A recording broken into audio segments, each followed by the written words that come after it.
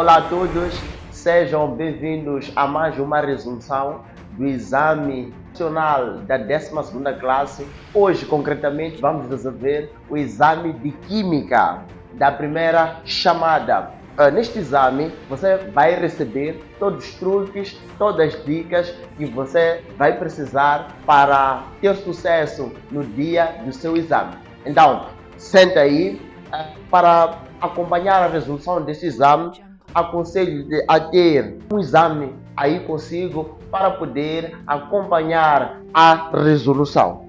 Ok, sem perder tempo, podemos ir à pergunta número 1. Centro de Preparação para Exames de Admissão.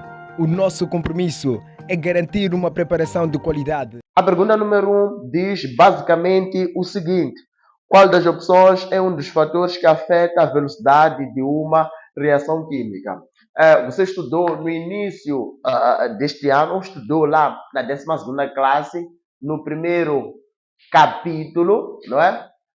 Um capítulo que nós chamamos de cinética química. Você sabe que a cinética química é o ramo da físico-química que vai estudar a velocidade das reações e os fatores que influenciam esta velocidade.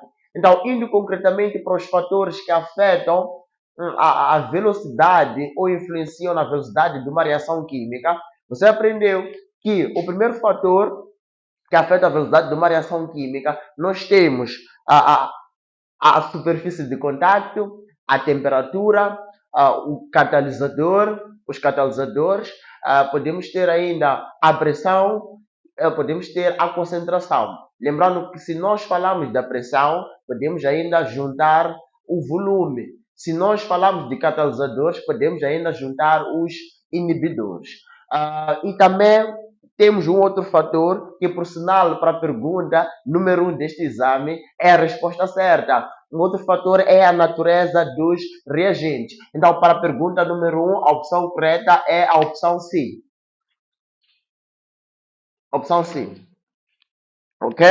Número 2. O que acontece? Número 2 diz o seguinte: o que acontece com a velocidade da reação química se os reagentes estiverem em estados físicos diferentes? Você tem conhecimento que existem basicamente 3 estados físicos da matéria: estado gasoso, estado líquido e estado sólido. As reações químicas têm reações químicas que ocorrem numa única fase, ou seja, reações químicas que ocorrem no mesmo estado físico, ou seja, essas reações químicas que ocorrem no mesmo estado físico são chamadas de reações homogêneas. Por exemplo, nós podemos ter esta reação. Podemos ter a reação de hidrogênio mais iodo. Esta reação vai formar ácido iodídrico. Esta reação aqui é uma reação homogênea. Sendo uma reação homogênea, porque todos os intervenientes, ou seja, tanto os reagentes assim como os produtos, estão no mesmo estado físico, que no caso é o estado gasoso. Podemos ter esta reação, uma reação de decomposição do calcário ou do carbonato de cálcio.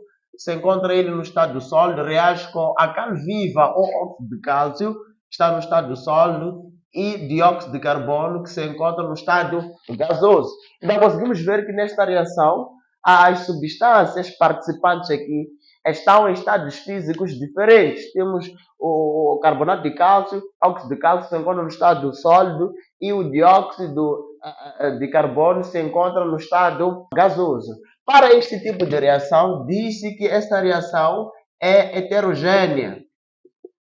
Esta reação é heterogênea porque os participantes se encontram em estados físicos diferentes. Numa reação química, os estados físicos dos participantes, que no caso é a natureza dos reagentes e dos produtos, influencia diretamente na velocidade de uma reação química. As reações químicas, elas podem ter diferentes velocidades para poder acontecer e os estados físicos influenciam nesta velocidade. Basicamente, você precisa saber o seguinte: numa reação química, numa reação homogênea, em que os participantes nessa reação se encontram numa única fase, no mesmo estado físico, a reação vai ocorrer com maior velocidade. A velocidade da reação é muito maior do que uma reação química heterogênea, em que os participantes da reação se encontram em diferentes estados físicos. Então, indo concretamente para esta pergunta, que diz assim: o que acontece com a velocidade da reação química se os reagentes estiverem em estados físicos diferentes? Se os reagentes estiverem em estados físicos diferentes, a velocidade da reação vai diminuir. Se os reagentes estiverem em estados físicos iguais, a velocidade da reação vai aumentar. No caso aqui, os reagentes, se estiverem em estados físicos diferentes, a velocidade da reação vai diminuir. Então, para a pergunta número 2, a opção correta é a opção B. A opção B. Então, escrever aí no teu caderno. Se os reagentes estiverem em estados físicos diferentes, a velocidade da reação diminui. Se estiverem no mesmo estado físico, os reagentes, a velocidade da reação aumenta. Ok. Pergunta 3. Diz o seguinte. Dada a seguinte equação química. Nós temos esta equação para a pergunta número 3. Temos aqui o hidrogênio. Reage com o oxigênio para formar duas moléculas de água. Qual das expressões é da lei da velocidade desta reação segundo Guldberg-Weiss? Você estudou a lei da velocidade, no caso, que nós chamamos de lei do Guldberg-Weiss. Nessa lei, nós sabemos que a expressão da lei da velocidade é escrita a partir da multiplicação dos reagentes elevado aos seus coeficientes estequiométricos. Estamos a assumir que a velocidade de uma reação química é diretamente proporcional às concentrações dos reagentes elevados aos seus coeficientes estequiométricos. Então aqui, vamos escrever o seguinte. Sabemos que velocidade vai ser igual à constante da velocidade vezes a concentração deste primeiro reagente, que no caso é o hidrogênio, elevado ao seu coeficiente estequiométrico. Quando nós falamos de coeficiente estequiométrico, estamos a falar dos valores que aparecem à frente das substâncias durante uma reação química. Então, este valor aqui é o coeficiente estequiométrico de hidrogênio. E depois temos aqui, quando nós não temos nada à frente de uma substância, disse que o coeficiente estequiométrico é 1. Então, aqui o coeficiente estequiométrico do oxigênio vai ser 1, que nem precisamos de colocar. Então, a expressão da lei da velocidade ela será expressa da seguinte maneira. Então, basicamente, é só multiplicar as concentrações dos reagentes e elevar os coeficientes estequiométricos. Também devo te recordar o seguinte: substâncias que se encontram no estado líquido, estado sólido, não participam na expressão da lei da velocidade. Só participam na expressão da lei da velocidade substâncias que se encontram no estado aquoso ou no estado gasoso. Então aí a opção correta para a pergunta número 3 é a opção C. Pergunta número 4. Na pergunta número 4 nos dão aí esta tabela. Diz assim: durante a formação de trióxido de enxofre, obteve-se a seguinte tabela de experiências. Então, aqui, basicamente, nós temos esta tabela. Nos pergunta o seguinte: qual é a velocidade média da reação no intervalo de 240 a 340 segundos? Então, nós vamos nessa tabela. Nessa tabela, nós temos aí a concentração de trióxido de enxofre. Temos aí o tempo. O tempo aí é dado em segundos. Sabemos que a concentração é dado em moles por litros ou decímetros cúbicos. E aí nos dá um intervalo. No caso, é o intervalo de 240 segundos ao intervalo de 340 segundos. Nesse intervalo de 240 segundos, no caso, nós temos uma concentração de 0,5 moles por decímetros cúbicos. No intervalo de 340 segundos, nós vamos ter a concentração, no caso de 6 moles por decímetros cúbicos. Basicamente, nessa toda a tabela desses valores, só vamos usar estes aqui. A reação de formação de trióxido de enxofre, ela é escrita da seguinte maneira. Nós teremos aqui o dióxido de enxofre a reagir com oxigênio para formar a substância em causa na pergunta, que é o trióxido de enxofre. Basicamente, esta questão só vai faltar nós acertarmos. Então, Nós sabemos que o trióxido de enxofre é um produto. Então, vamos dizer, velocidade média de trióxido de enxofre, que é o nosso produto, vai ser igual à variação da concentração de trióxido de enxofre dividido pela variação do tempo. Atenção, atenção. Aqui nós temos uma molécula, um mole de trióxido de enxofre, o coeficiente aqui é 1, então multiplicamos aqui por 1. E atenção que o trióxido de enxofre, ele é um produto. É daí que a variação da velocidade aqui será, o sinal aqui será um sinal positivo. Se fosse um reagente, aqui colocaríamos um sinal negativo. Então aqui vamos dizer que a velocidade média de trióxido de enxofre vai ser igual. Sabemos que a variação é dada pela concentração final menos concentração inicial, dividido. A variação do tempo é dada pelo tempo final menos o tempo inicial. O intervalo de tempo que no exercício nos dá é de 240 a 340. Esse primeiro tempo nós chamamos de tempo inicial. O último tempo, no caso, é o tempo final. Aqui onde nós temos o tempo inicial, teremos a concentração inicial. E aqui onde nós temos esse tempo de 340, que é o tempo final, nós vamos ter a concentração final. Então, substituindo os valores aqui, teremos a concentração final, já sabemos que é 6, menos a concentração inicial, que é 0,5, dividido pelo tempo final, que é 340, menos o tempo inicial, que é 240. Isto aqui, 6 menos 0,5 vai dar 5,5, dividido 340 menos 240 vai dar 100.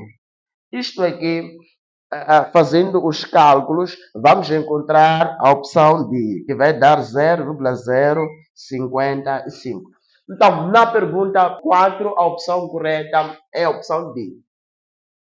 Ok? Avançando para a pergunta número 5. Avançando para a pergunta número 5 diz assim: na reação, nós temos a nossa reação aqui. Temos 4 moles de alumínio a reagir com 3 moles de oxigênio para formar 2 moles, no caso de óxido de alumínio. Diz assim, foi diminuída a 1 sobre 3 a concentração de oxigênio. A concentração de oxigênio foi diminuída a 1 sobre 3. Qual é a diminuição da velocidade da reação segundo a lei de Guldberg-Weiss? Então, aqui, para nós sabermos a influência da diminuição da concentração de oxigênio nesta reação, precisamos inicialmente escrever a expressão da lei da velocidade desta reação. Então, nós vamos dizer velocidade do 1 vai ser igual a constante vezes a concentração de oxigênio. Atenção, a concentração de oxigênio elevado ao seu coeficiente estequiométrico, que no caso é 3. Atenção, não participa na expressão da lei da velocidade substância que se encontra no estado sólido, estado líquido. É daí que eu não escrevi aqui a concentração de alumínio, porque não tem nenhuma influência na velocidade desta reação. Só escrevi a concentração, representei a concentração de oxigênio, porque ele se encontra no estado gasoso. Então, agora precisamos saber qual é a influência da diminuição da concentração do gás oxigênio nesta velocidade. Então, vamos dizer velocidade 2 vai ser igual a constante, abrimos parênteses, fica 1 sobre 3, vezes a concentração de oxigênio, isso tudo elevado a 3, fica a velocidade 2 vai ser igual a constante, aqui 1 elevado a 3 vai dar 1, 3 elevado a 3 vai dar 9, concentração de oxigênio ao cubo. Isso aqui é questão de organizar. Vamos ter aqui 1 sobre 9, constante da velocidade vezes a concentração de oxigênio elevado a 3. Isto aqui nós sabemos que é o mesmo que dizer velocidade 1. Então vamos dizer velocidade 2 vai ser igual a 1 sobre 9 dividido pela velocidade 1. Então, a velocidade aqui vai ser diminuída em 1 sobre 9. Então, a opção correta para a pergunta número 5 é a opção B. Ok, vamos a seguir. A seguir, nós temos um experimento. temos aí uma tabela de experiências. Hoje vai aprender uma dica muito fácil para achar a ordem da reação ou a expressão da lei da velocidade a partir de dados experimentais. Vou desenhar aqui o meu quadro.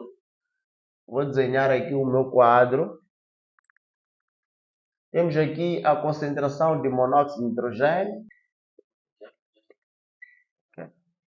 Ok, nós temos a nossa tabela aqui. Estou a desenhar a tabela.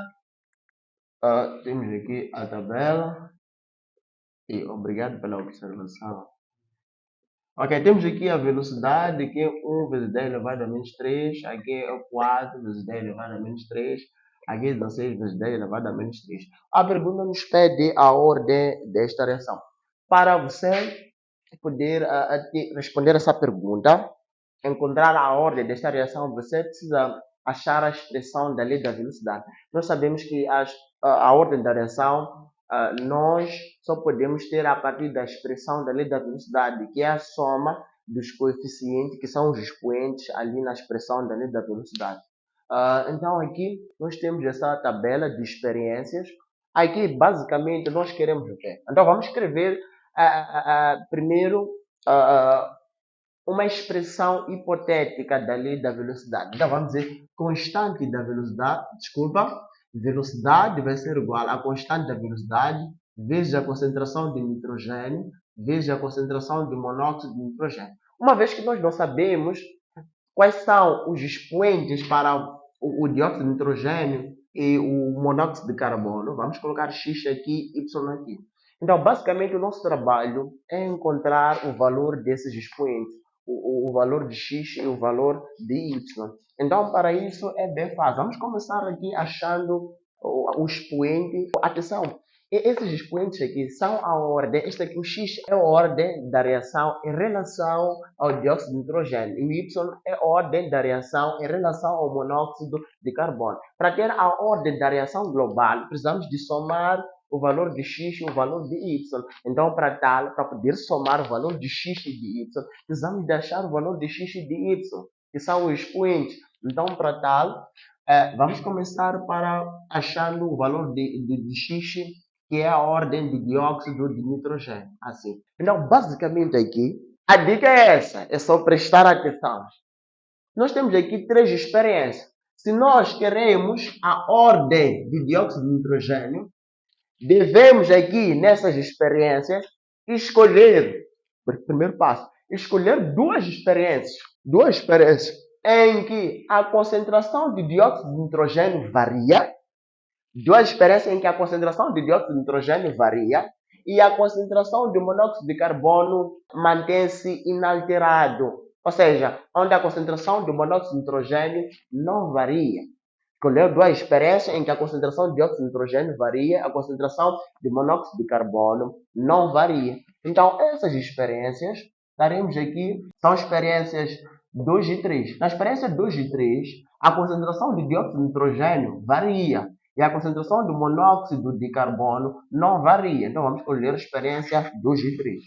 Então, para tal, precisamos saber quantas vezes, a dica é essa, quantas vezes a concentração de dióxido de nitrogênio aumentou de 0,15 até 0,60. Aqui podemos dizer que a concentração de dióxido de nitrogênio aqui quadruplicou, aumentou 4 vezes. Você tem 0,15, aumentando mais 0,15 vai dar 0,30, aumentando mais 0,15 vai dar 0,45, e aumentando mais 0,15 aqui vai dar 60. Significa que a concentração de dióxido de nitrogênio aumentou 4 vezes.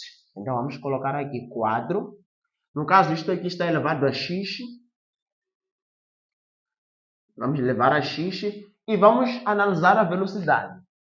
Vamos analisar esta velocidade aqui da experiência 2 e 3. Precisamos saber quantas vezes a velocidade aumentou. Estávamos no 4, passamos para 16. Mas dá para ver que a velocidade aqui aumentou 4 vezes. De 4 para chegar no 16, nós temos que quadruplicar o 4. Então, aqui a velocidade aumenta 4 vezes. Então, isso aqui é só igualar. Ok? Então aqui já temos uma expressão exponencial. Sabemos que na expressão exponencial devemos manter a base e igualar os expoentes. Quando aqui, quando o nosso expoente, quando não temos nada, aqui como número nós temos 1. Então aqui significa que x vai ser igual a 1. Então já achamos a ordem de x, já achamos a ordem de dióxido de nitrogênio. Vamos fazer o mesmo procedimento para achar o valor de Y, que é a ordem de monóxido de carbono. Então vamos dizer, para a concentração de monóxido de carbono, teremos o seguinte. Ok, aqui o procedimento é o mesmo. Escolher duas experiências em que a concentração de monóxido de carbono varia e a concentração de dióxido de nitrogênio mantém, ou seja, não se altera. Então, essas duas experiências é a experiência 1 e 2. Na experiência 1 e 2, a concentração de monóxido de carbono varia e a concentração de dióxido de nitrogênio não varia. Então, vamos escolher a experiência 1 e 2. Então, vamos analisar essa concentração. Quantas vezes a concentração de monóxido de carbono aumentou? De 0,15 até 0,30. 0,15, quantas vezes essa concentração aumentou? Esta concentração dobrou de 0,15 até 0,30. Nós precisamos de duplicar o 0,15 para chegar no 0,30. Então, aqui a concentração aumentou duas vezes. Então, vamos colocar y aqui. Então, vamos dizer 2 elevado a y, que é o dobro dessa concentração que aumentou. Depois, vamos analisar nessas duas experiências o que aconteceu com a velocidade. De 1 até 4, essa velocidade aumentou quantas vezes? De 1 até 4, a velocidade quadruplicou, ou seja, aumentou 4 vezes aqui. A velocidade aqui aumentou 4 vezes. Então, vamos igualar isto aqui a 4. Então, temos aqui uma expressão exponencial. Onde vamos dizer 2 elevado a y vai ser igual. 4 mesmo quer dizer 2 elevado a 2. Então, aqui é só igualar os expoentes, uma vez que as bases são iguais. Então, y vai ser igual a 2. Então, nós já achamos o valor de x, já achamos o valor do y. Então, é só ir aqui, vamos dizer, velocidade vai ser igual a constante, vezes a concentração de dióxido de nitrogênio. O valor de x, que é o expoente aqui, é igual a 1. E o valor de y, que é o expoente aqui, é igual a 2. Então, aqui fica assim. Então, essa é a expressão da lei da velocidade. Então, aqui, a opção, ainda aqui na pergunta, não quer a expressão da lei da velocidade, mas sim quer a ordem. Para obter a ordem da reação, é só somar os expoentes. Então, teremos aqui 1 mais 2 vai dar 3. 1 mais 2 vai dar 3. Então, aí, a opção certa é a opção A para a pergunta número 6. Número 6, a opção correta é a opção A. Ok? Pergunta 7. Qual das opções completa o número das características de um sistema químico em equilíbrio? Né? Um sistema em equilíbrio apresenta várias características. Dentre as características que um sistema em equilíbrio apresenta, é a que está indicada na opção D, que diz assim: um sistema em equilíbrio, a existência de duas setas opostas. Então, a opção correta é a opção D. Então, no sistema em equilíbrio, basicamente, você tem uma reação, pode ser A mais B, para formar C, né? Onde no sistema em equilíbrio se processa em dois sentidos. A velocidade da reação pode ser no sentido da reação direta, quando a seta está virada para a direita, e no sentido da reação inversa, quando a seta está virada para o lado oposto, para o lado esquerdo. Então, significa que num sistema em equilíbrio, as setas têm sentidos opostos. Então, aí a opção correta é D, 7. Pergunta 8. Identifica um dos fatores que afetam o estado do equilíbrio. Você estudou, acredito que tenha um conhecimento acerca dos fatores que afetam, que podem influenciar no deslocamento do equilíbrio, que influenciam no estado de equilíbrio. Então, nós sabemos que os fatores que influenciam um estado de equilíbrio podemos ter a temperatura, a pressão e o volume e a concentração.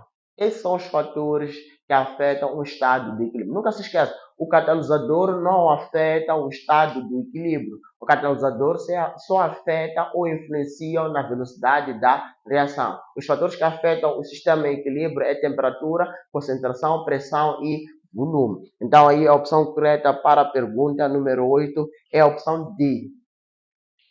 Opção D.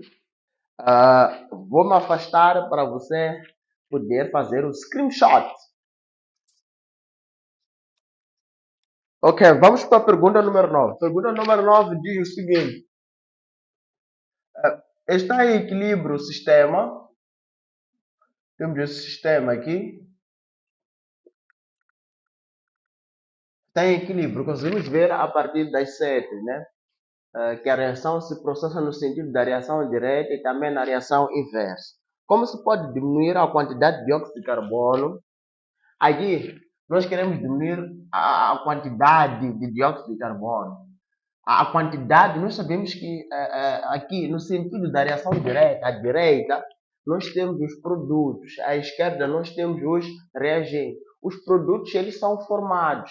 À medida em que a reação vai ocorrendo, os reagentes vão se chocando, vão formando, vão produzindo mais dióxido de carbono e monóxido de nitrogênio. Então, a pergunta nos pergunta o seguinte: como nós podemos diminuir a concentração, ou seja, a formação de dióxido de carbono? Aqui a opção correta é a opção C, diminuir a concentração do monóxido de carbono. O monóxido de carbono está aqui nos reagentes. Se nós diminuirmos a concentração do monóxido de carbono, pelo princípio do nosso querido francês, Le Chatelier, diz o seguinte: o princípio de Le Chatelier é um princípio que explica como ocorre o deslocamento do equilíbrio. Ou seja, falando da concentração, é assim, o princípio diz assim: se um sistema em equilíbrio for submetido a uma perturbação externa, o sistema tenderá a contrariar essa perturbação. Então, basicamente nós temos o quê? Se nós diminuirmos a concentração do monóxido de carbono, o equilíbrio vai tender a contrariar essa diminuição do monóxido de carbono. Ou seja, se nós diminuirmos a concentração do monóxido de carbono pelo sistema em equilíbrio, o equilíbrio vai tentar aumentar essa concentração de monóxido de carbono. Ou seja, se nós diminuirmos a concentração do monóxido de carbono que está nos reagentes, o equilíbrio tenderá a se deslocar para a esquerda, tenderá a se deslocar para no sentido dos reagentes, no sentido de formação de monóxido de carbono, porque o objetivo é contrariar o sistema. Nós se diminuirmos essa concentração, o contrário da diminuição da concentração do monóxido de carbono é aumentar a concentração do monóxido de carbono, ou seja, haverá o deslocamento do equilíbrio para a esquerda, para os reagentes. Se o equilíbrio se desloca para a esquerda para os reagentes, haverá diminuição na produção de dióxido de carbono. Então, se o dióxido de carbono está nos produtos e nós queremos diminuir a sua quantidade. Então, nós temos que diminuir a concentração do monóxido de carbono para que o equilíbrio se desloque para a esquerda, no sentido da reação inversa. Se o equilíbrio desloca-se para a esquerda, as concentrações das substâncias que existem à esquerda vão aumentar. Consequentemente, as concentrações das substâncias que existem ao nível dos produtos vão diminuir. Logo, aí nós diminuímos a concentração de dióxido de carbono. Então, aí a opção correta para a pergunta 9 é a opção C. 10. Pergunta número 10. Diz o seguinte: dado o sistema químico em equilíbrio, nós temos aí o hidrogênio a reagir com iodo para formar duas moléculas de ácido iodídrico. Qual das expressões é da constante de equilíbrio desta reação? Nós sabemos que a expressão da constante de equilíbrio é dado, primeiro, colocamos ao nível do numerador a concentração do nosso produto, que é ácido iodídrico, e elevamos ao seu coeficiente estequiométrico, que é 2. dividido pela concentração de hidrogênio vezes a concentração de iodo, né? Então aí a opção correta para a pergunta 10 é a opção D. Pergunta número 11. Vamos prestar atenção à pergunta número 11. Diz assim: dada a reação, nós temos essa reação, é uma reação aqui de composição desta substância, que no caso é o pentóxido de nitrogênio, vai formar 4 mol de dióxido de nitrogênio mais oxigênio no estado gasoso. Diz assim: tem-se os seguintes valores das pressões parciais. Então temos aqui os seguintes valores das pressões parciais. 8 para o pentóxido de nitrogênio.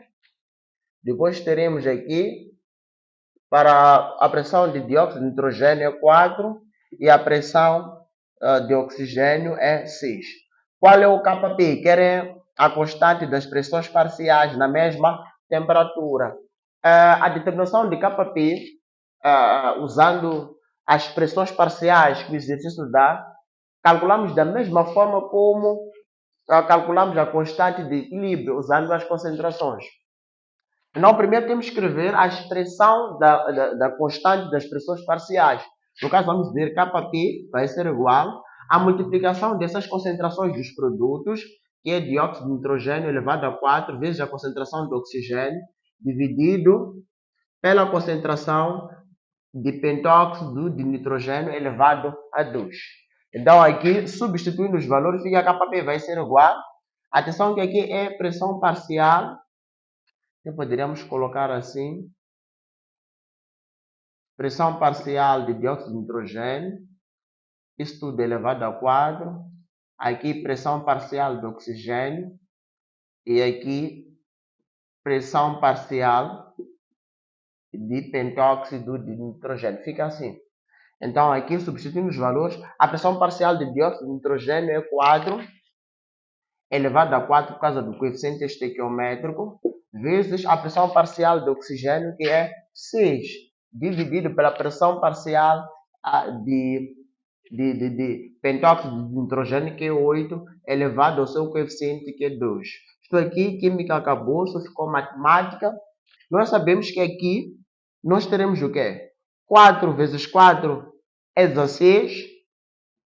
É 16. 16 vezes 4 sabemos que é 64. Então vamos dizer aqui: 64 vezes 4 vezes 6 dividido 8 ao quadrado vai dar 64. Podemos simplificar 64 por 64. Teremos 4 vezes 6 vai dar 4 vezes 6 vai dar 24. Então o Kp aqui é igual a 24. Então aí a opção correta para esta pergunta 11 é a opção C. Pergunta 12. Pergunta 12 diz o seguinte: dado o seguinte sistema em equilíbrio, nós temos aqui um sistema que está em equilíbrio.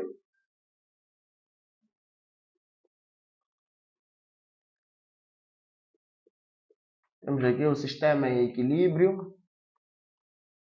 Ok? As concentrações de azoto está aqui. Temos aqui a concentração de azoto, segundo o exercício, e de oxigênio são respectivamente 3 mol por decímetro cúbico, e oxigênio, a sua concentração é 2 mols por decímetro cúbico. Você sabe que 1 decímetro cúbico é o mesmo que dizer 1 litro, né? Então, quando vem 3 mols por decímetro cúbico, é o mesmo que dizer 3 mols por litro. Sabe-se que o valor da constante de equilíbrio é, no caso do Kc aqui vai ser igual a 2. Qual é a concentração de monóxido de nitrogênio? Está aqui o monóxido de nitrogênio. Quer a sua concentração. Então, o primeiro passo aqui é montar a expressão da constante de equilíbrio. Então, para montar a expressão da constante de equilíbrio, vamos dizer que constante de equilíbrio vai ser igual, inicialmente, ao nível do numerador, vamos colocar a concentração do nosso produto, que no caso é o monóxido de nitrogênio, elevado ao seu coeficiente estequiométrico, que é 2, dividido pela concentração de nitrogênio que está aqui, elevado a 2 vezes a concentração de oxigênio. O exercício nos pede a concentração de monóxido de nitrogênio. Então, precisamos de isolar a concentração de monóxido de nitrogênio. Para isolar, basicamente, só precisamos de passar esse denominador a multiplicar com a constante de equilíbrio. Então, fica a concentração de monóxido de nitrogênio ao quadrado vai ser igual a constante de equilíbrio vezes a concentração de nitrogênio vezes a concentração de oxigênio. Depois é só substituir os valores aqui para obter a concentração desta substância. Então fica aqui Kc, que é a constante de equilíbrio, é igual a 2. A concentração de nitrogênio aqui, que é o azoto, é 3, elevado ao coeficiente estequiométrico, que é 2, vezes a concentração de oxigênio, que no caso aqui é 2. Então fica a concentração de monóxido de nitrogênio ao quadrado vai ser igual. Isto aqui fica 3 ao quadrado, sabemos que dá 9. 9 vezes 2 vai dar 18. E 18 vezes 2 vai dar 36. Aqui nós queremos a concentração de uma molécula de monóxido de nitrogênio. Então, vamos transformar essa expressão, o 36, vamos colocar dentro da raiz para desaparecer esse 2. Fica aqui, raiz de 36. Raiz de 36 vai dar 6. Então, a concentração de monóxido de nitrogênio é 6. Então, a opção correta para a pergunta número 12 é a opção C. A opção C que está certa. Vamos a seguir para a pergunta número 13. Pergunta número 13. A pergunta número 13 é assim, dado o sistema químico em equilíbrio, nós temos aqui o ácido nítrico que vai reagir com uma molécula de água que se encontra no estado líquido para formar o íon nitrato e formar o íon hidrônio. Identifique um dos pares conjugados deste sistema. Você estudou lá, segundo Brost-Lohr, as definições de ácido e base. Então, quero te recordar que, segundo Brost-Lohr, a ácido é toda a substância que vai ceder prótons H+ a uma base, enquanto base é toda a substância que vai receber prótons H+ de um ácido. Então, um ácido doa prótons H+, e o ácido recebe prótons H+. Então, vamos verificar. Inicialmente, para nós podermos identificar os pares conjugados, pares conjugados é o conjunto de ácidos e bases que pode se transformar um no outro por perca ou por ganho de prótons H+. Então, inicialmente aqui, nós precisamos de ler a reação no sentido da reação direta, ou seja, no sentido de formação destes produtos a partir desta seta. Conseguimos ver a partir dessa reação que o ácido nítrico aqui, para se transformar no íon nitrato, ele doou esse próton H+ à molécula de hidrogênio. Conseguimos ver aqui que o hidrogênio tem, a água, a molécula de água, tem 2 hidrogênios, ele vai receber um hidrogênio de ácido nítrico. Então, significa o quê? Que o ácido nítrico é um ácido. É o ácido 1, porque ele doa prótons H+ à água. A água, uma vez que recebe prótons H+, então constitui uma base. É uma base. É uma base 2. E depois, quando o ácido nítrico doa os prótons de hidrogênio à água, vai se transformar no íon nitrato. E essa água, quando recebe prótons H+ do ácido nítrico, ele se transforma no íon hidrônio. Tinha 2 hidrogênios, a molécula de água passa a ter 3, porque recebeu um próton H+. Ok, nós já lemos no sentido da reação direta. Agora vamos ler no sentido da reação inversa, olhando a seta que está por baixo. Conseguimos ver aqui que o íon hidrônio, ele tem 3 hidrogênios. Quando ele passa para cá, os reagentes passam a ter 2. Significa o quê? Que ele doou um próton H+ ao íon nitrato. Então, quando ele doa um próton H+, passa a ter 2.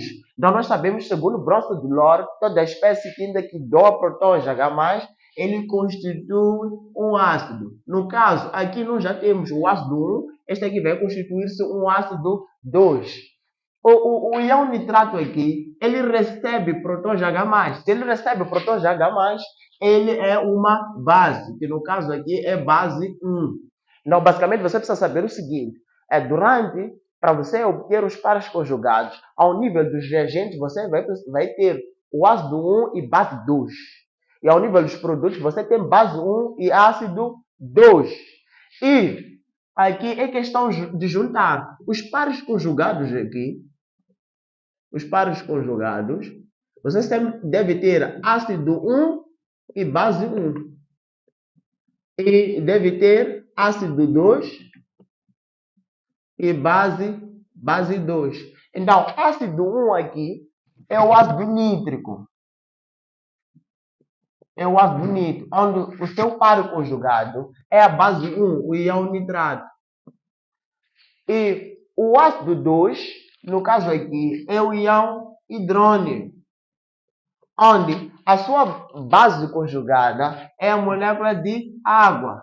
Então, nós já extraímos aqui os pares conjugados. Agora já podemos ir para o exame identificar qual é a opção certa, né? A opção certa está indicada pela letra B. Temos o ácido nítrico e o anião nitrato. Então, pergunta número 3, a opção correta é B.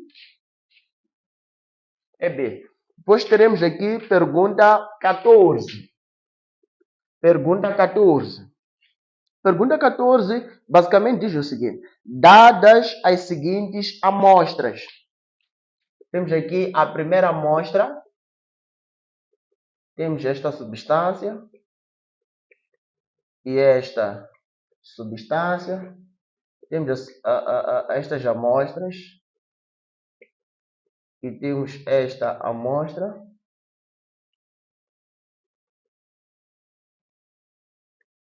E, por fim, nós temos esta amostra. Ok. Aqui diz qual destas amostras é um par conjugado. O par conjugado aqui está indicado pela alternativa B, não é? E X, isto aqui é um par conjugado. A reação aqui é feita da seguinte maneira. Nós temos aqui a molécula de água que reage com a molécula de água. A água é uma substância anfótera, ou seja, ela pode se comportar como ácido ou pode se comportar como base. Então, entre essas duas moléculas de água, uma das substâncias é um ácido e a outra é uma base. Então, vamos supor que esta molécula de água aqui vai doar um próton H+ a outra molécula de água. Então, este aqui constitui-se um ácido. Este aqui que recebe um próton H+ da outra molécula de água constitui-se uma base. Então, aqui, se esta molécula de água recebe um próton H+, passa a ter 3, transforma-se no íon hidrônio. E este aqui, quando perde um próton H+, passa a ter apenas um hidrogênio, formando o anião hidroxila. Então, aqui, nós teremos um ácido. Essa substância é um ácido e esta substância vai ser a base.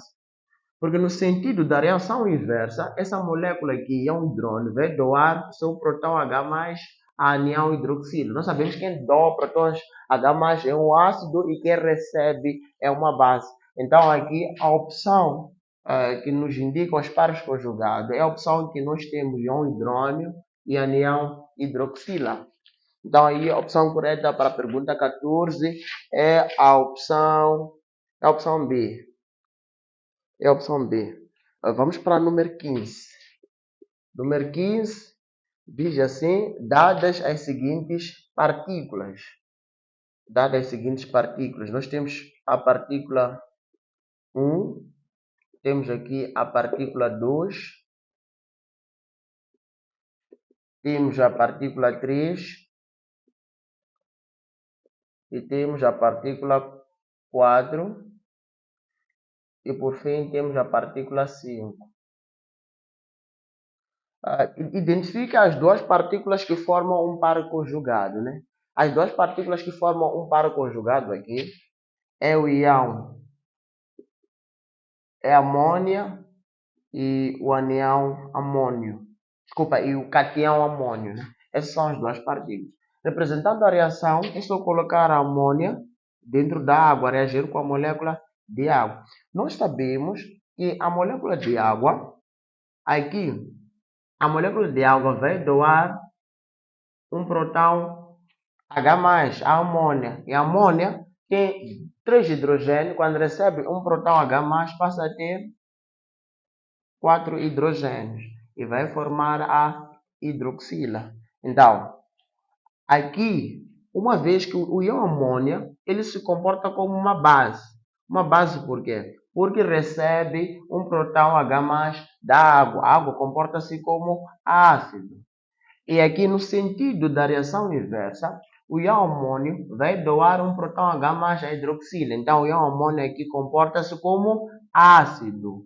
E o anião hidroxila, como recebe um próton H+ do íon amônio, ele se comporta como uma base. Nós sabemos que aqui nós teremos nós chamamos de base 1.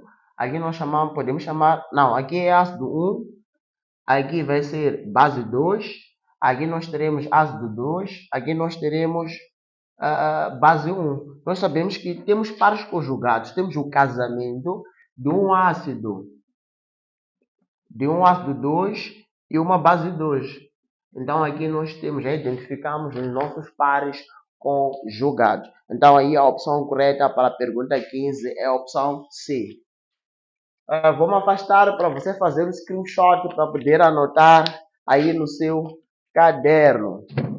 Ok, dando continuidade, vamos para a pergunta 16. Pergunta 16. Pergunta 16 diz o seguinte. O ácido carbônico tem um valor da constante de acidez igual. Constante de acidez do ácido carbono é 4,4 vezes 10 elevado a menos 100. Qual é o valor da constante de basicidade? Quem é a constante de basicidade? A do íon hidrocarboneto, do íon hidrogenocarbonato, a temperatura de 25 graus Celsius. Quando se fala de uma temperatura de 25 graus Celsius, estamos a assumir que a constante da água, o kW é 1 vezes 10 elevado a menos 14. No caso, a 25 graus Celsius e 1 atmosfera, a pressão de 1 atmosfera. Então, nós conhecemos aquela fórmula que diz constante de acidez vezes constante de basicidade é igual a constante da água, constante do water. Então, aqui nós queremos a constante de basicidade, a ideia é isolar a constante de basicidade. A constante de basicidade está a multiplicar com a constante de acidez. Então, a constante de acidez vai passar para cá, vai passar a ser dividida. Fica a constante de basicidade vai ser igual à constante da água dividido pela constante de acidez. Constante de basicidade vai ser igual. A constante da água aqui é 1 vezes 10 elevado a menos 14. Dividido pela constante de acidez, que no caso é 4,4 vezes 10 elevado a menos 7. Então, fazendo os cálculos aí, vamos encontrar 2,27 vezes 10 elevado a menos 8. Então, nós temos aí a opção correta, a opção C para a pergunta 16. Pergunta 17. Pergunta 17 diz assim. O trimetilamina tem um valor da constante de basicidade. Okay? Temos aqui o valor da constante de basicidade. Aqui é 6,4 vezes 10 elevado a menos 5. Qual é o valor da constante de acidez? Qual é o valor da constante de acidez? Quase é um exercício similar ao anterior, né? Aqui, para obter a constante de acidez, vamos assumir que o kW, a constante de água, é igual a 1 vezes 10 elevado a menos 14. A ideia deste exercício 17 é a mesma ideia do exercício número 16.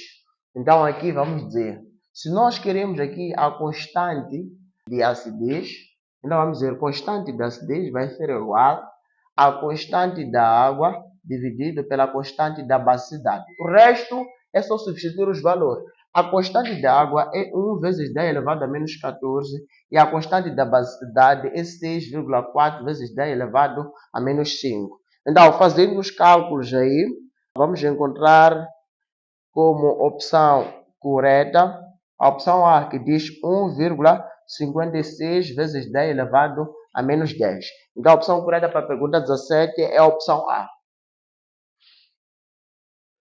Ok, avançando para o número 18.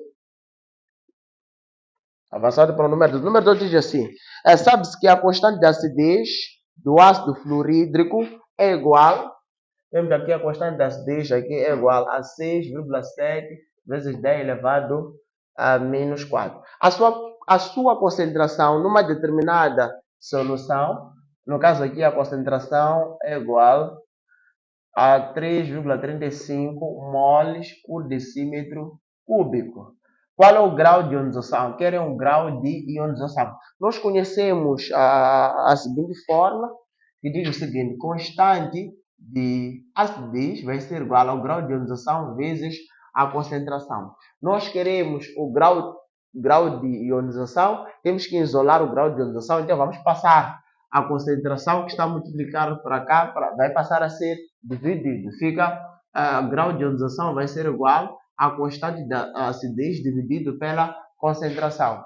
Então fica grau de ionização, isso aqui está ao quadrado, então vamos transformar em raiz, essa expressão fica a constante da acidez dividido pela concentração. Agora, se eu substituir os valores, a constante da acidez ali é 6,7 vezes 10 elevado a 4 e a concentração aqui é 3,35, né? Sabemos que 6,7 é o dobro de 3,35, né? Então, a divisão disto aqui vai dar, aqui dentro fica 2 vezes 10 elevado a menos 4.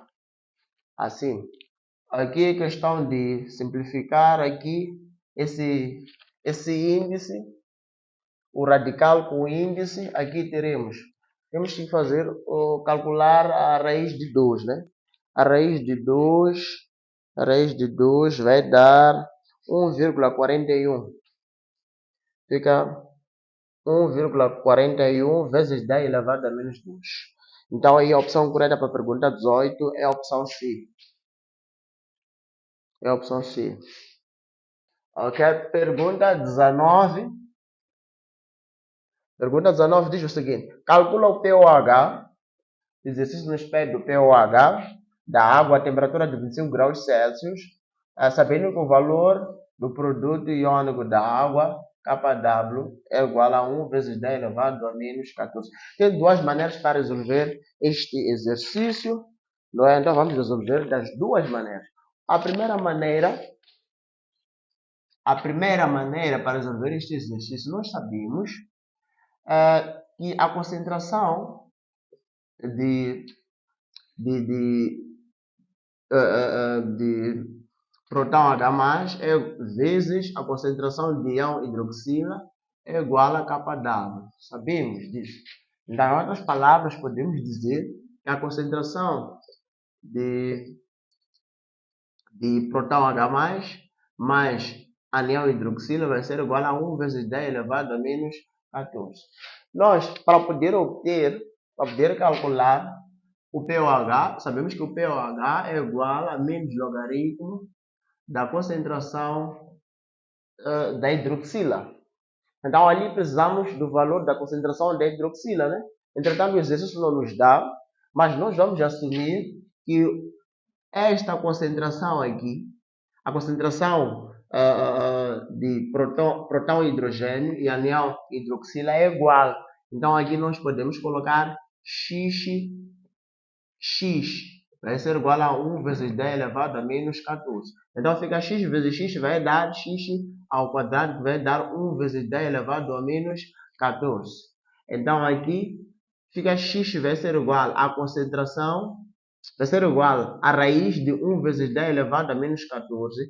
E x aqui vai ser igual a 14 corta com 2 aqui, vai ser 1 vezes 10 elevado a menos 7. Então, esta concentração aqui é a concentração do anião hidroxila, que é 1 vezes 10 elevado a menos 7. E a concentração de próton H+, aqui também vai ser 1 vezes 10 elevado a menos 7. Então, substituindo lá os valores, fica pOH vai ser igual a menos logaritmo de 1 vezes 10 elevado a menos 7. pOH aqui vai ser igual, isto aqui vai dar pOH aqui vai dar... Aqui já, nesse exercício, é questão de calcular, né? Mas uma dica que eu deixo a todos, se nós temos, por exemplo, uma concentração de 1 vezes 10 elevado a menos 1, é saber que o pOH ou pH vai ser igual a 1.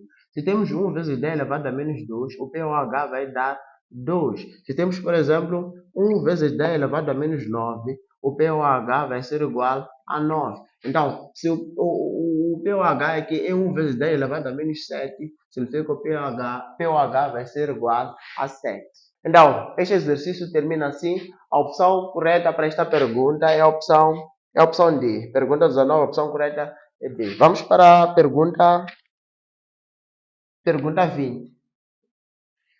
Ok, na pergunta 20, nós teremos o seguinte. Determine o valor de pH de uma solução de hidróxido de sódio. Nós temos aqui a concentração, no caso de hidróxido de sódio, é 0,001 moles por decímetros cúbicos. Aqui nos dá uma constante da água, aqui 1 vezes 10 elevado a menos 14. Então aqui, para resolver esta pergunta, também temos duas maneiras para poder resolver. Podemos resolver diretamente desta maneira. A primeira forma de resolver aqui é determinar... Aqui o exercício nos pede o quê? Nos pede o pH. Entretanto, nos dá uma base. Com uma base, inicialmente, nós só podemos determinar o pOH. Então, nós sabemos que o pOH vai ser igual a menos logaritmo da concentração de íons hidroxila. Isso aqui, 0,001, é o mesmo que dizer... Temos aqui 4 casas depois da vírgula. É só deslocar a vírgula para a direita, fica 1 vezes 10 elevado a menos 4. Então, fica pOH vai ser igual a menos logaritmo de 1 vezes 10 elevado a menos 4. É aquilo que eu falei, né? Se nós temos 1 vezes 10 elevado a menos 4, significa que o pOH vai ser igual a 4. E o exercício não nos pede o pOH, o exercício nos pede o pH. É daí que nós, uma vez que a substância em causa aqui era uma base, para uma base só podemos calcular o pOH e depois fazer aquela relação de pH mais o pOH, que vai dar 14. Então, nós queremos o pH, vamos isolar, fica pH vai ser igual a 14 menos o pOH. O pOH é positivo, quando passa para depois de sinal de igualdade, passa a ser negativo. Fica pH vai ser igual a 14 menos o pOH, que no caso aqui é 4. Então, pH aqui vai ser igual a 10.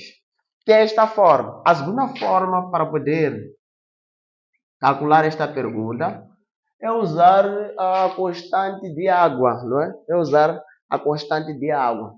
Nós sabemos que a concentração de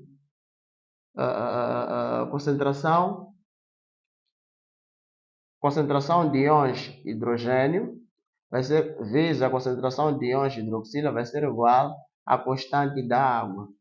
Então fica, o exercício já nos dá a concentração de íons hidroxila, está aqui, e nos dá a constante da água. Vamos isolar a concentração de prótons H+, ou de íons de hidrogênio, isso aqui vai ser igual. A concentração de íons de hidroxila está a multiplicar, quando passa para cá, passa a ser dividido. Fica assim. Então, substituindo os valores, a constante de água aqui é 1 vezes 10 elevado a menos 14. E a concentração de íons de hidroxila aqui é 1 vezes 10 elevado a menos 4. 1 dividido por 1 vai dar 1. Aqui nós temos divisão de mesma base, diferentes expoentes, mantemos a base e subtraímos os expoentes. Fica menos 14 menos 4. Né? Isto aqui fica 1 vezes 10.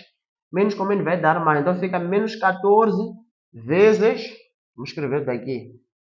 Aqui fica menos 14 mais 4. Isto aqui vai dar 1 vezes...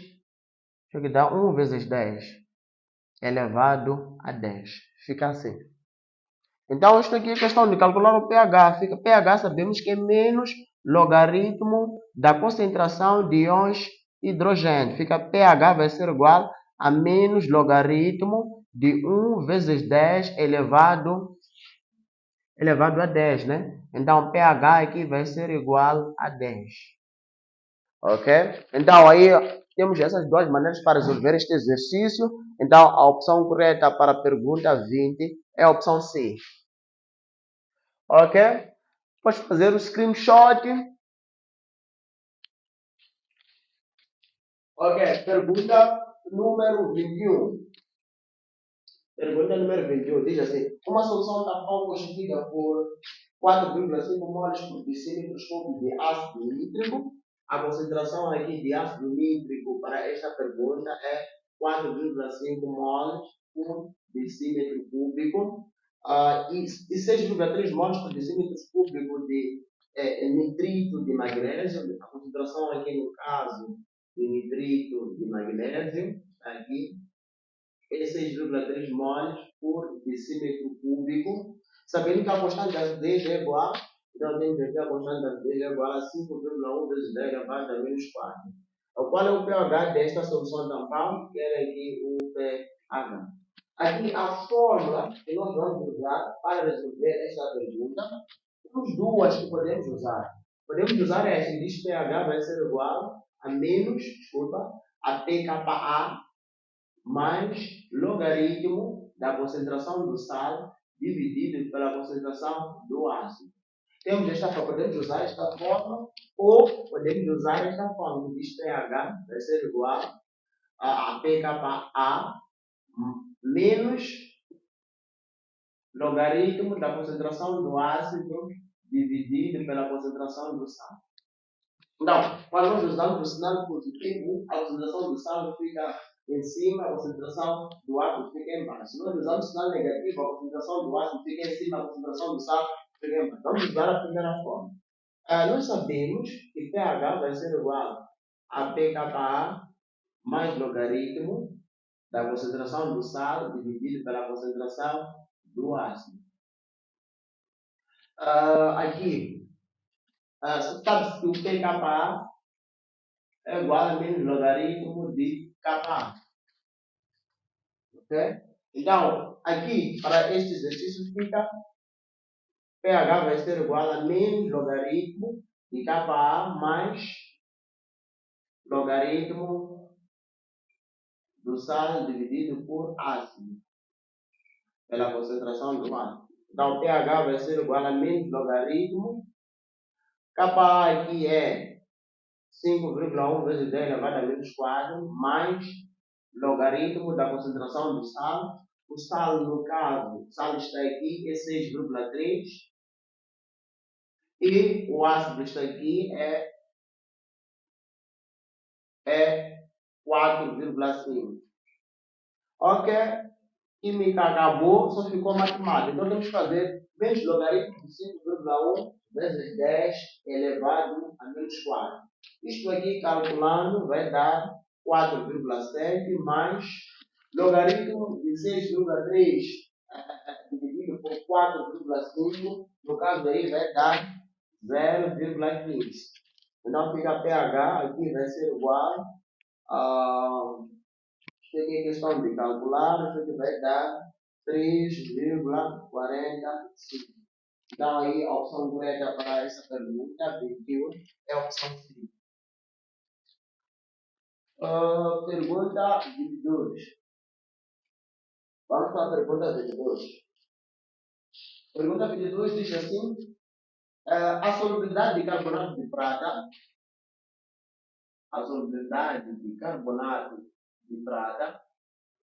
é igual a 0,03 moles por decímetro cúbico. Aqui, uma vez que esse valor 0,03 são valores muito pequenos, recomenda-se que trabalhemos com valores em notação científica. Aqui nós temos três casos depois da vírgula, isso aqui vamos dizer 3 vezes 10 elevado a menos 3. Depois, qual é o produto de solubilidade? O exercício nos pede aqui o produto de solubilidade deste sal à mesma temperatura. Para nós acharmos o produto de solubilidade para esta pergunta, devemos dissociar o sal. Vamos colocar a reação de dissociação do sal. Aqui, prata tem carga 1 positivo, são dois átomos de prata aqui. E2 aqui é a carga de carbonato, E2 negativo. Assim. Então, nós sabemos que o produto de solubilidade vai ser igual. Isto aqui vai ser igual aqui à concentração do cátion prata ao quadrado vezes a concentração do anião carbonato. Isto aqui fica o produto de solubilidade vai ser igual. A solubilidade,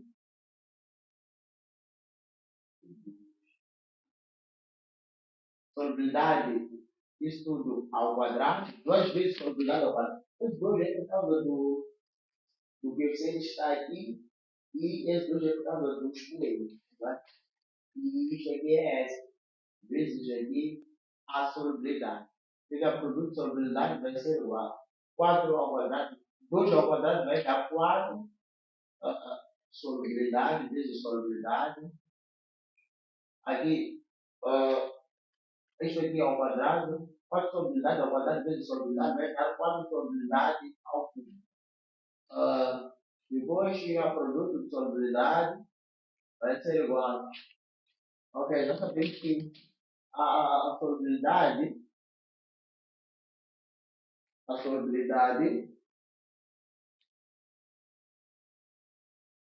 vamos ter 4, depois se vamos ver a solubilidade, vamos substituir com este valor aqui, não é?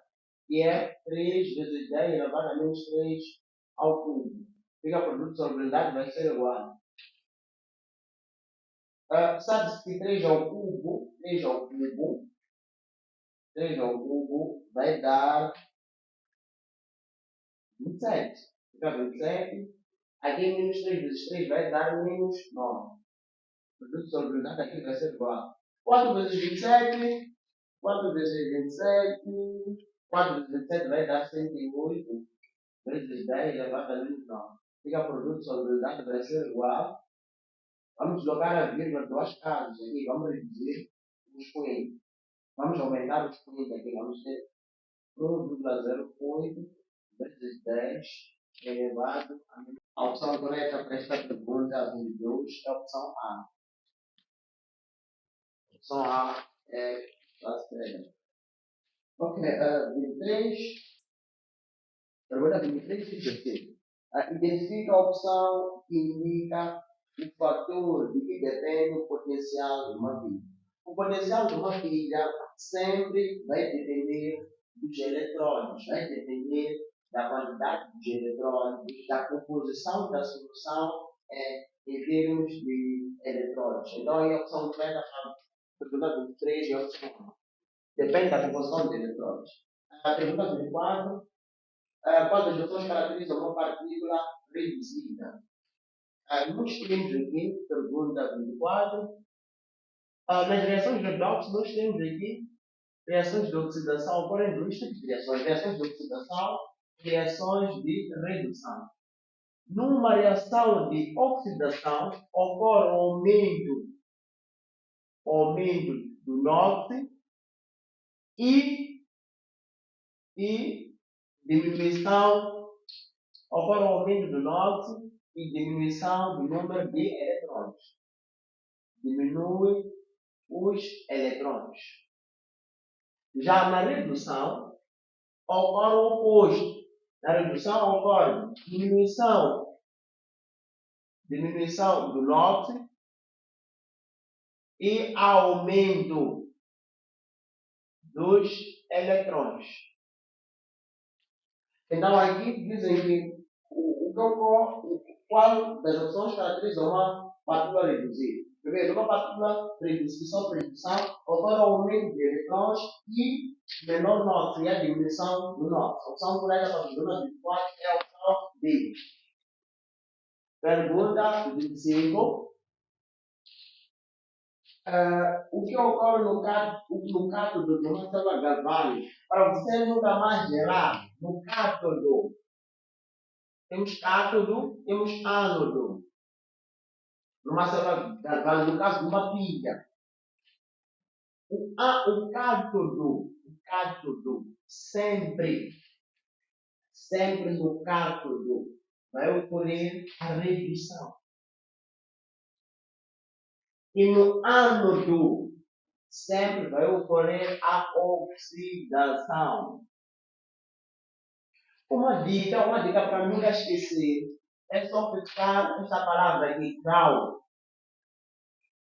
Grau significa o quê? C é cátodo e R é redução. Significa que no caso do corpo, redução. E A é ánodo e O é oxidação. Significa que no ánodo ocorre oxidação. Isso fixar grau. Ou, outra dica, para não esquecer, cátodo inicia com uma consoante. C. E redução também inicia com uma consoante. Combina, cátodo e redução. E ánodo inicia com uma vogal. E óxido também inicia com uma vogal. Vogal com vogal combina. Então, essas dicas para nunca falhar. Então, aí a opção correta para a pergunta 25 é a opção D. A 26, ok? Faz aí o screenshot.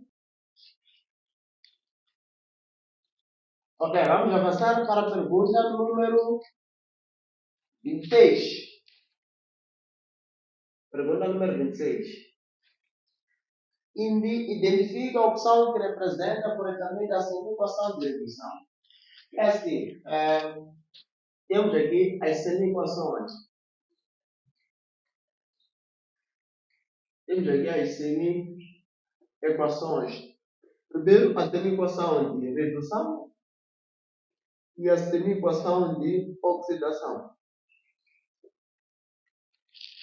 Reduzir é receber eletrões, é ganhar eletrões. Reduzir é receber eletrões.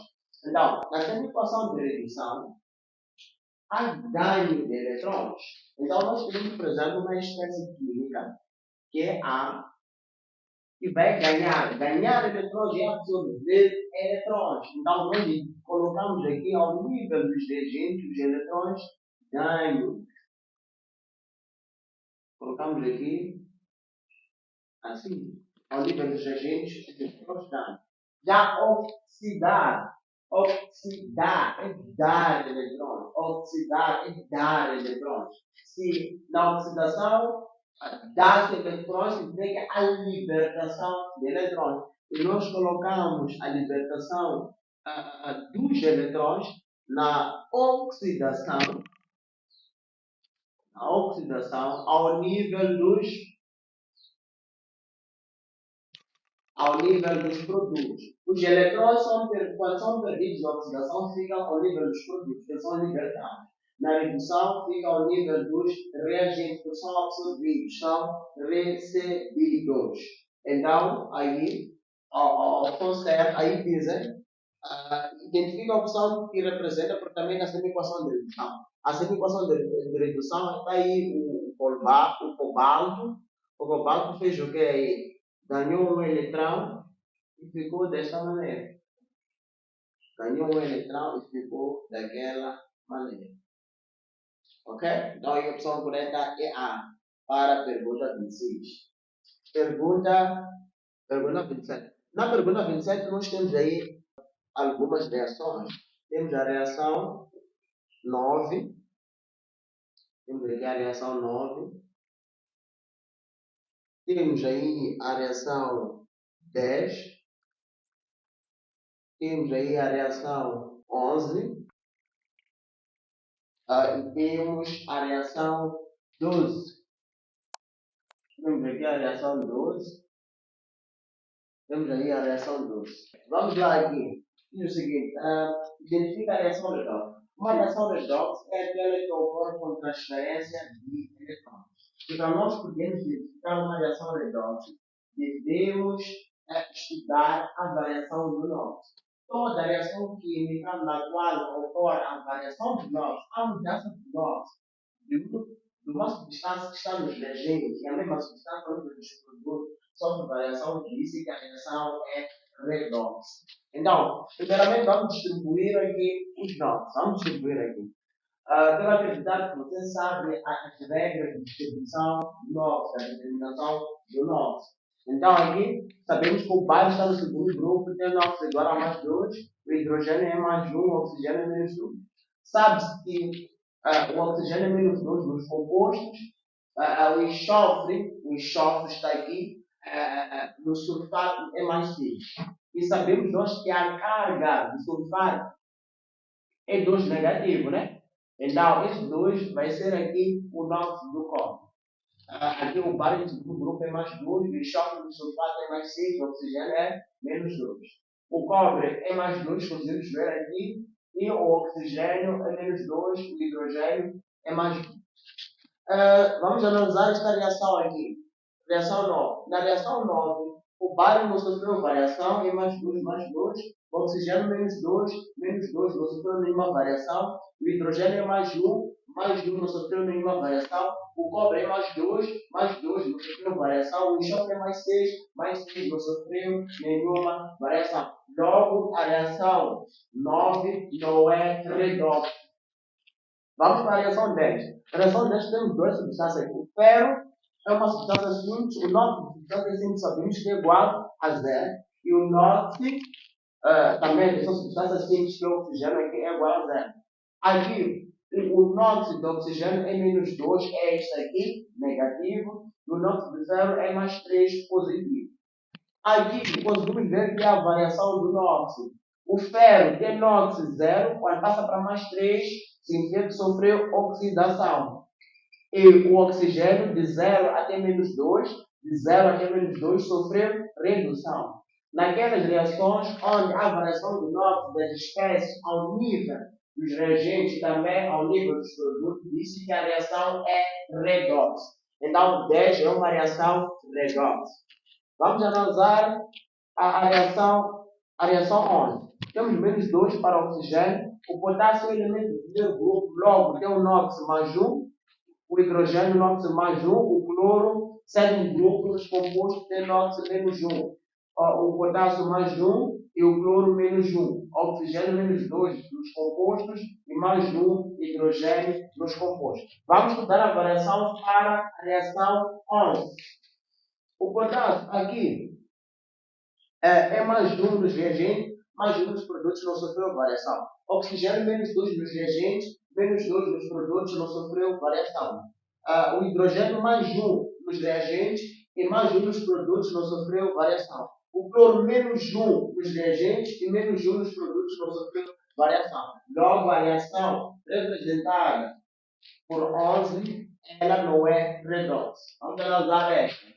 O potássio, desculpa, o cálcio, ele é do segundo grupo, tem NOx mais 2, o oxigênio menos 2 ao nível, menos 2 nos compostos. Isto aqui fica mais 2, 3 vezes menos 2 aqui vai dar menos 6. Para dar 0 aqui, mais 2 menos 6, para dar 0 devemos colocar mais 4. Então o NOx do carbono aqui é mais 4. O cálcio do segundo grupo tem NOx mais 2, o oxigênio menos 2. O dióxido de carbono, o oxigênio menos 2. Isto aqui fica 2 dos menos 2 vai dar menos 4. Quando vamos colocar aqui para esta aqui dar 0 é mais 4. Fica assim. Já vamos estudar a variação. O cálcio dos reagentes é mais 2, dos produtos é mais 2. Não sofreu nenhuma variação. O carbono é mais 4 nos reagentes e mais 4 nos produtos, não sofreu nenhuma variação. O oxigênio, menos 2 nos reagentes e menos 2 nos produtos, não sofreu nenhuma variação. Então, a única opção que contém uma reação redox para esta pergunta é a opção D. A opção D é que está certa. Pergunta 27. Pergunta 28. Qual das opções é um par conjugado redox? Quando nós falamos de par conjugado redox, estamos a falar daquelas espécies químicas, okay, de substâncias que podem ser reduzidas ou podem ser oxidadas.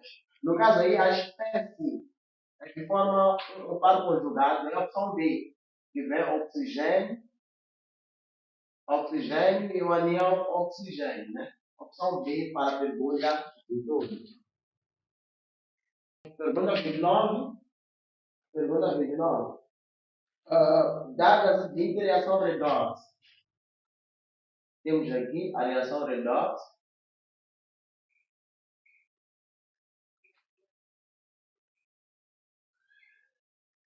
Qual das opções é uma das semi-equações desta reação? Ok. Ouro sofre o quê? De mais 3. Primeiro aqui, para identificar aquela semi-reação aqui nas opções, primeiro precisamos distribuir os nomes. Ouro aqui, se tem carga mais 3, a distribuição do nomes é mais 3. Nós sabemos em substâncias monoatômicas, o NOx é igual a carga. Se aqui a carga é mais 3, o NOx é mais 3. Substância elementar, o magnésio aqui é 0, o ouro aqui, substância elementar é 0, o magnésio aqui tem carga mais 2, então, se a carga é mais 2, significa o NOx também é mais 2. Então, agora vamos estudar a variação aqui, de mais 3 do ouro até 0, mas o NOx do ouro aqui é mais 3, quando vai até 0, significa que sofreu redução. E de mais 3 até 0, a variação é de 3. O magnésio, de 0 até mais 2, ele sofreu o quê? Sofreu oxidação. Oxidação. Então, a variação aqui é igual a 2. Ok. Já estudamos a variação, já sabemos que a variação de redução é 3, a variação da oxidação é 2. Ok, agora vamos escrever as semi-equações. Mas antes disso, queria te recordar, queria te pedir, não é? Se está a gostar do vídeo, coloca um like. Coloca um like aí, coloca o seu comentário, onde nos vê, é de que escola. E se tiver alguma dúvida, nós temos o link que vai passar aí, acho que está em cima ou embaixo. Nesse link vai dar diretamente ao nosso WhatsApp. Se não tiver entendido um exercício qualquer, não hesite, entre em contato conosco, entra nesse link do WhatsApp. Teremos todo o prazer em te ajudar. Somos uma vasta equipe, estamos disponíveis para ajudar a todos vocês. Então vamos continuar com a resolução e se chegou até aí está de parabéns, significa que você está disposto, está interessado em ser aprovado no exame da 12ª de Química. Vamos lá aqui, vamos escrever as semi-equações de redução. A semi-equação de redução, nós sabemos que na redução os eletrões eles são ganhos, são recebidos, são absorvidos. E nós evidenciamos uma semi-equação de redução a partir dos eletrões ao nível dos reagentes. Então, quem sofreu redução aqui é o ouro.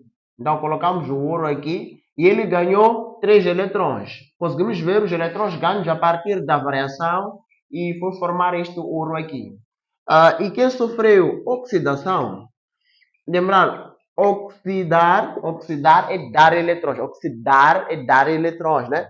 E nós evidenciamos os eletrões perdidos ou libertados ao nível dos produtos. No caso aqui, quem sofreu oxidação é o magnésio, que tem NOx 0, que vai formar este magnésio, que tem NOx 2 positivo, e os eletrões perdidos conseguimos ver a partir da variação de oxidação, que são 2 eletrões.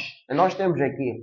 Então, aqui devemos procurar para a pergunta 29 aquela semi-reação, tanto de redução ou como de oxidação, que nos pede aqui na reação. No caso, na pergunta 29, diz qual das opções é uma das semi-equações desta reação. Então, aí a opção que indica uma das semi-reações é a opção D. Pergunta 29, a opção correta é D. Pergunta número 30. 30. Dados. 30 nos dão os dados. Nos dão aí os potencial de cobalto é menos 0,28 volts. Nos dão aqui o potencial de prata, que é mais 0,80 volts. Qual destes elementos não é atacado por um ácido diluído de hidrogênio? Né? É assim, é atacado com o ácido diluído aquela espécie química que é mais reativo reage facilmente com o hidrogênio. No caso aqui, o cobalto, olhando o seu potencial, conseguimos ver que ele reage mais facilmente com o hidrogênio do que essa espécie química aqui, o cátion prata, que tem um potencial maior e é menos reativo. Se prata é menos reativo, significa que ele tem menor capacidade de perder eletrões. Então aí a opção correta para a pergunta 30 é a opção C, que diz prata porque o seu potencial é menor que o de hidrogênio. Pergunta 30. Vamos lá. Diz assim, dados os seguintes potenciais normais redox. Então aí temos os potenciais normais redox. 31. Para determinar o potencial redox, nos dão aí os potenciais de cálcio, de potássio, que é menos 292 volts, e o potencial de cobalto, que é igual a menos 0,28 volts, né? Querem a força eletromotriz desta pilha. Se querem a força eletromotriz desta pilha, querem a variação de potencial. Querem a variação de potencial. Então, sabemos que a variação do potencial vai ser igual. Potencial de redução maior menos o potencial de redução menor. Ok? Aqui, então, neste exercício, é só compararmos os valores, né? Temos que verificar qual dos potenciais é maior aqui. Este aqui, o 0,28, é maior que menos 2,92. Então, vamos dizer potencial. Ok, o potencial de redução maior aqui é menos 0,28, menos o potencial de redução menor, que é menos 2,92. Isto aqui, potencial de redução vai ser igual a menos 0,28, menos com menos vai dar mais 2,92. Potencial de redução aqui, analisando essas opções, é a opção A, que vem 2,64 volts. Então, a pergunta 31, a opção correta é a opção A. Vamos para a pergunta 32. Qual das opções é dos compostos orgânicos? A. Anilina é um composto orgânico, a lignite não é. A lignite é um mineral. A linha B, o carbonato de cálcio é um composto inorgânico. Logo, está errado. A opção correta aqui para a pergunta 32 é a opção C, que diz ácido lático e benzoato de sódio. 32 é C. Pergunta 33. Pergunta 33 diz o seguinte: qual das opções é a fórmula de trinitrofenol? 2,46 trinitrofenol. Aqui a opção correta é a opção D, que vem CCH2O depois ligado a 3-nitrofenol. 3-nitrofenol fica assim. Ou poderíamos colocar desta maneira.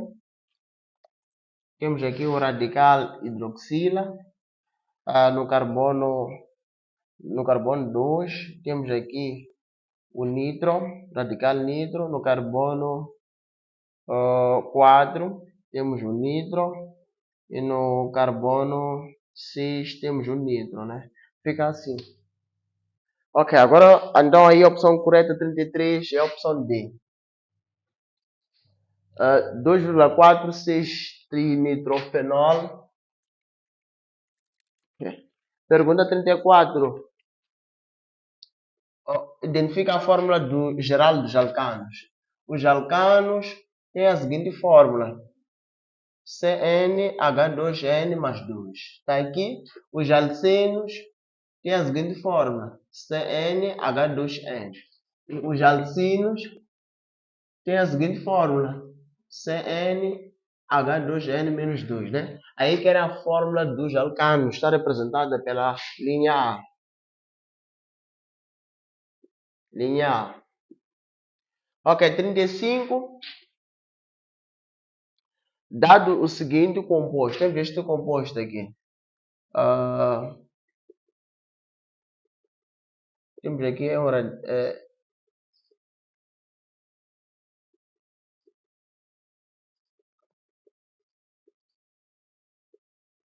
temos esse composto.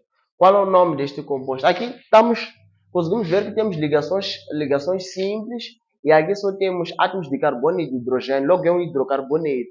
Isso é formado por ligações simples, é um alcano, só que é um alcano ramificado. Para dar nome aos alcanos ramificados, você deve rever aquelas regras de nomenclatura dos alcanos. O primeiro passo é identificar a cadeia principal. A cadeia principal é aquela que apresenta uma série homóloga mais longa, apresenta uma série, apresentam mais carbonos do que em relação a outras cadeias. Então aqui temos que contar, né? A cadeia principal aqui pode ser 1, 2, 3, 4, 5, 6, né? Mas esta é a cadeia, é a mais longa. E depois, a segunda regra é enumerar a cadeia principal a partir da extremidade mais próxima da ramificação. Lembrando que a ramificação existe quando nós temos o primeiro radical. Radical é tudo que está fora da cadeia principal. Então, teremos aqui 1, 2, 3, 4, 5, 6. E depois, dar nome aos radicais. Radicais é tudo que está aqui fora. Aqui nós temos radical metil ligado ao carbono 2, radical metil ligado ao carbono 2 e radical etil ligado ao carbono 4. Então, aqui vai ser 4-etil, depois 4-etil, depois 2,3, porque são dois radicais metis aqui, então fica dimetil. Depois temos que dar o nome à cadeia principal. A cadeia principal é formada por 6 carbonos e a terminação sempre nos alcanos é ano, né? E o prefixo grego para 6 carbonos é exe e a terminação ano, então fica hexano assim. 4-etil, 2,3 dimetilhexano. A opção correta aí é a opção B para a pergunta 35. A pergunta 36 diz assim: qual é a fórmula de 1-etil, 3-propil, benzeno? Primeiro é só desenhar o benzeno. O benzeno está aqui. Dizem que no primeiro carbono nós temos aqui, no primeiro carbono vamos ter radical etil, está aqui, radical etil, é carbono 1, depois carbono 2, carbono 3. No carbono 3 vamos ter aqui o radical propil. Então aí a opção certa para esta pergunta é a opção D. Pergunta 36, a opção correta é D. 37.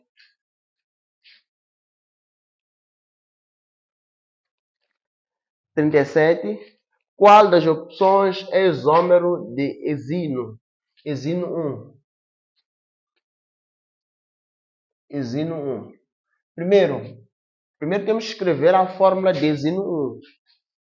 Se exe apresenta 6 carbonos e a terminação é ino, trata-se de um alcino. Se é um alcino, tem 3, apresenta tripla ligação no carbono 1, que está aqui. Então a fórmula fica assim. Aqui nós temos 1, 2, 3, 4, 5, 6. 1, 2, 3, 4, 5, 6, né? Então, isômeros, os isômeros são substâncias orgânicas ou compostos químicos diferentes, mas que vão apresentar a mesma fórmula molecular. Então, vamos escrever a fórmula molecular de hexino. Vamos contar o número de carbono. Vamos ter 1, 2, 3, 4, 5, 6. Colocamos 6. E vamos contar os de hidrogênio. 1 mais 2 vai dar 3, mais 2 vai dar 5, mais 2 vai dar 7, e mais 3 vamos ter 10. Essa é a fórmula molecular de zinco. Então aí devemos procurar nas opções, não é? Na opção A fala de 3,3 dimetil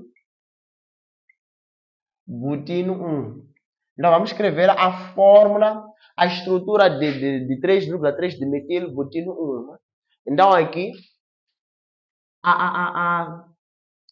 na estrutura, né, nesse composto orgânico aqui, a cadeia principal é formada por 4 carbonos. Conseguimos ver a partir do prefixo grego but, né, que indica que há a existência de 4 carbonos na cadeia principal, e no carbono 1 nós temos a tripla ligação, porque a terminação aqui é ino. Se a terminação é ino, então aqui trata-se de um alcino. Então fica assim. No carbono 1, tripla ligação, porque é butino 1. Depois fica assim. Depois, no terceiro carbono, temos radical metila aqui e temos outro radical metila aqui. Então, isto aqui fica assim. Uau! Fica assim. Está aqui, butino 1, 3,3 de metilo. Vamos contar o número de carbonos. Contando o número de carbonos, teremos 1, 2, 3, 4, 5, 6. Está aqui. Vamos contar o número de hidrogênios. Teremos 3 mais 3 vai dar 6. Mais 3 vai dar 9. Mais 1 vai dar 10. Então, 3,3 de metilbutino 1 e hexino 1 são isómeros, porque apresentam a mesma fórmula molecular. Então, sem perder tempo, a opção correta para a pergunta 37 é a opção A. Depois 38. Dada a seguinte fórmula molecular. Nós temos esta fórmula molecular. Identifique 2 isômeros desta fórmula. A opção correta é B, onde o primeiro isômero é uma cadeia normal. Está aqui. E o segundo é uma cadeia ramificada.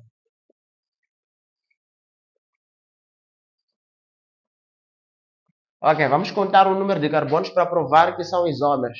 Vamos contar o número de carbonos. Vamos ter 1, 2, 3, 4, 5, 6. Temos 6 carbonos. Os de hidrogênio temos 3 mais 2 vai dar... 3 mais 2 vai dar 5, mais 2 vai dar 7, mais 2 dá 9, mais 2 vai dar 11, e mais 3 vai dar 14. Está certo? Aqui, vamos contar o número de carbono. Vamos ter 1, 2, 3, 4, 5, 6. Vamos para os carbonos. Os de hidrogênio, vamos ter 3 mais 2 vai dar 5, mais 1 vai dar 6, mais 2 vai dar 8, mais 3 vai dar 11, mais 3 vai dar 14. Então, a pergunta 38, a opção correta é B. Vamos afastar. Pode dar o seu screenshot. Ok, agora vamos para a pergunta 39. Dados os isômeros.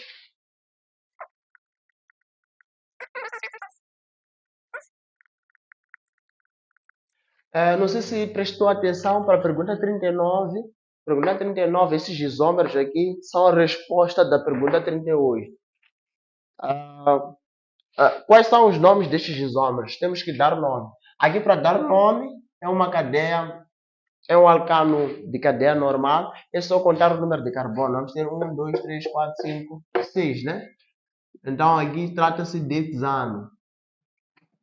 Aqui é uma cadeia ramificada. Temos a cadeia normal. Temos de contar a cadeia principal a partir da extremidade mais próxima da ramificação. Então, no carbono 3, nós temos um radical. Então, vamos ter este é radical formado por um carbono. Então, é radical metil. Então, fica 3-metil. Depois, a cadeia principal é formada por 5 carbonos. Fica 3-metilpentano. 3-metilpentano. Então, aí a opção correta é a opção B para a pergunta 39. E 40, que é a última pergunta, diz assim: dada a seguinte equação incompleta. Nós temos aqui um alceno. Conseguimos ver que é um alceno porque tem dupla ligação. Temos aqui um alceno.